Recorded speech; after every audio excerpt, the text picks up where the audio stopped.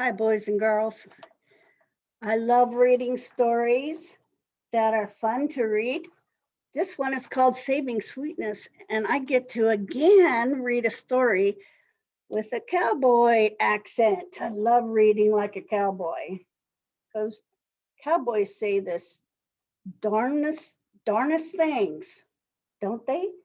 They kind of have phrases that sound different than what we would say up north here. They say, instead of I guess so, they say I reckon. They say other things too. You'll hear it in this story. It's called Saving Sweetness. It's written by Diane Stanley.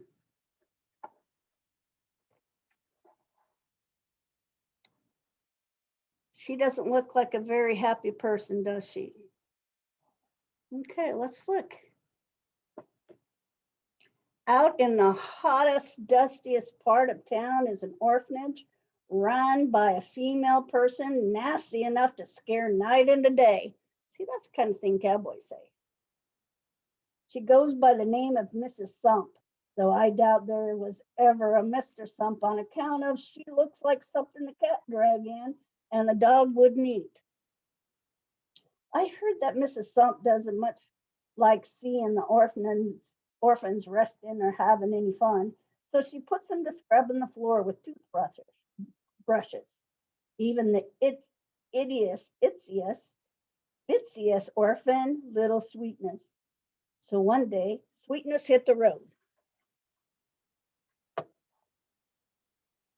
Now, I found out right away because Mrs. Sump came busting in to Loopy Little Saloon, hollering like a banshee. Sheriff, she yelled, that's me. That's provoking little twerp. I mean, that dear child, Sweetness, done escape. I mean, disappeared. And I'm fit to be tied worrying about that poor thing, all pink and helpless, wandering lost on the plains and stepping on scorpions and falling into holes and such. You got to get her back alive, or I mean safe, before she runs into Coyote Pete. That did it. Scorpions was one thing, but Coyote Pete is as mean as an acre of rattlesnakes and the toughest, ugliest desperado in the West. Sounds like a bad guy. So I got my star and I buckled up my gun belt and headed west. It was hot as blazes. Seemed like the wind was too tired to blow. Then it got hotter. Hours passed, and what with the sun beating down on me, I commenced to feel thirsty. That was when I realized that I would have been prudent to bring along some water. After some more hours, I began to stagger with the thirst, and the next thing I knowed, I was plumped down in the dirt. Fortunately, I was in the shade of a big cactus, so I decided to stay there for a spell to catch my breath.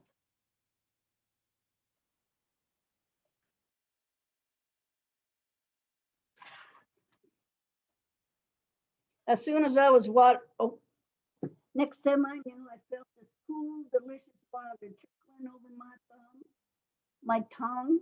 I popped open my eyes, and there, just a shadow against the sun, was little Sweetness in a big canteen. As soon as I was watered up enough to make words come out of my mouth, I said, "Why, Sweetness, thank heavens, I saved you." And she said, "Yes, sir, thank you. That little orphan is just as cute as a speckled pup under a wagon."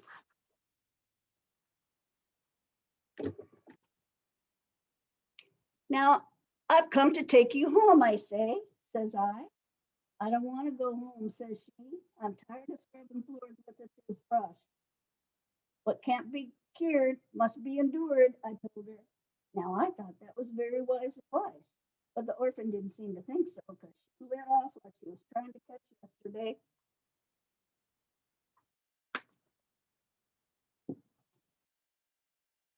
This day was going from bad to worse. Now I was going to have to save that orphan again. Also, if you know anything about the desert, you know that when the sun goes down in all its glory, it starts to cool off, and then it gets right cold.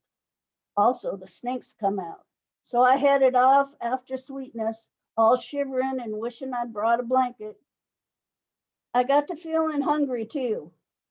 Seems like I was wandering around among the snakes and the rocks for coon's age, till I was so tuckered out I just curled up against the bush and went to sleep. Pretty soon I commenced to dream that I was home with my dear sweet mama, sitting around a fire all toasty warm, and she was cooking something nice. Then I woke up and there was the orphan and a campfire, and that little tyke was a toasting marshmallows. Want one? Says she. Well, doesn't that just beat all? Now looky here, Sweetness, I says to her while I was gobbling down them marshmallows. This is the second time I done saved you, and I'd very much appreciate it if you'd stay saved. So we're going to mosey on back to that there orphanage right now. Well, I'll be darned if she didn't start to cry. Don't you like me? She says. Why, sure I do, honey. And I saved you twice. There's nothing to cry about. But she went right on bawling. I ain't got no ma, says she. I ain't got no pa. All I got is Mrs. Sump and a toothbrush. Well, ain't no way to fix that. Lesson you gets adopted, I explained. Then she smiled up in my face like she was expecting me to say something particular. It was too deep for her. It was too deep for me.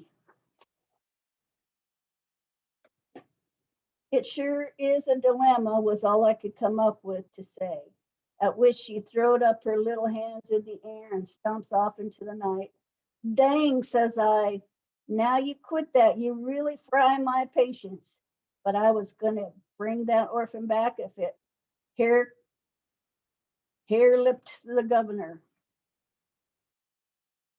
So she's running off into the darkness, it looks like.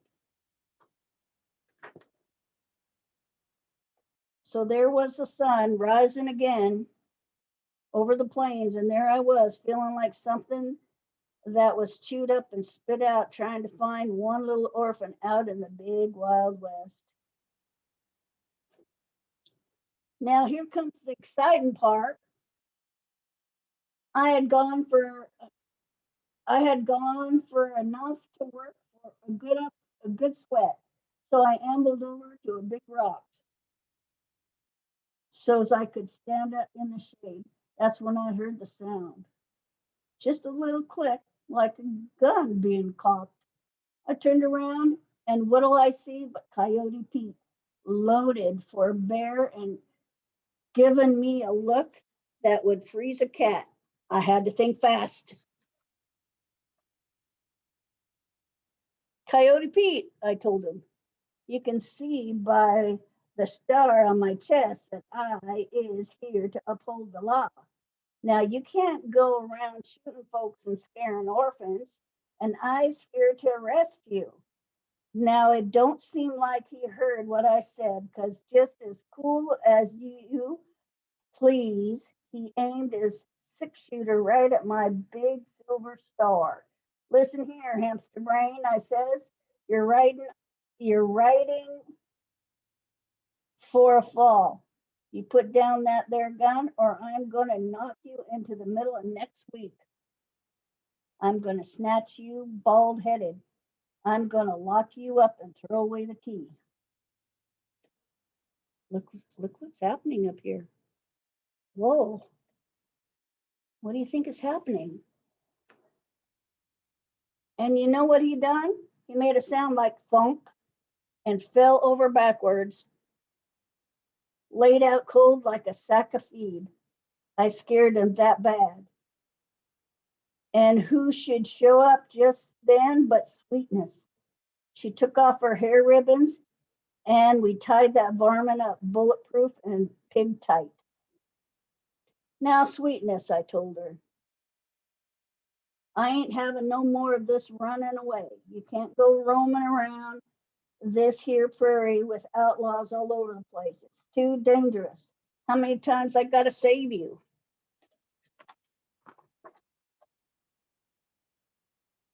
If you was as smart as you is brave, you could figure out how to save me for good, she said, looking me right in the eye. There we stood having a kind of staring contest. What you leading up to? I says. Think, she says. So I chewed on it a while.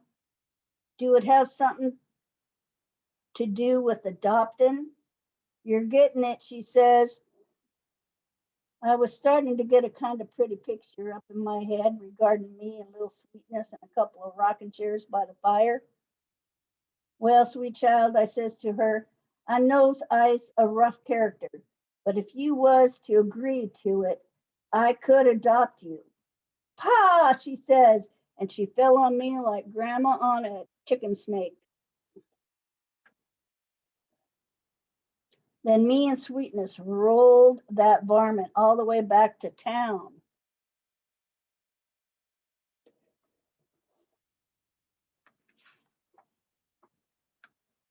Now here come the ending.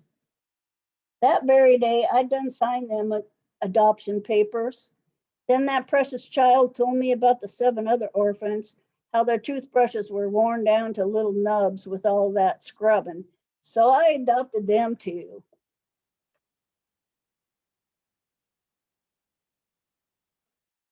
As far as Coyote Pete, we put him in jail and I got a big reward for bringing that varmint to justice. After a few years, they let him out and put him in the custody of a parole officer. This was none other than Mrs. Sump, who, as you can see, was out of the orphan business. And I don't know how she done it, but she got that desperado to marry her. And now all he does is scrub the floor. And I can tell you he jumps when she hollers frog. And that's the truth. That is a funny story. I hope you enjoyed it.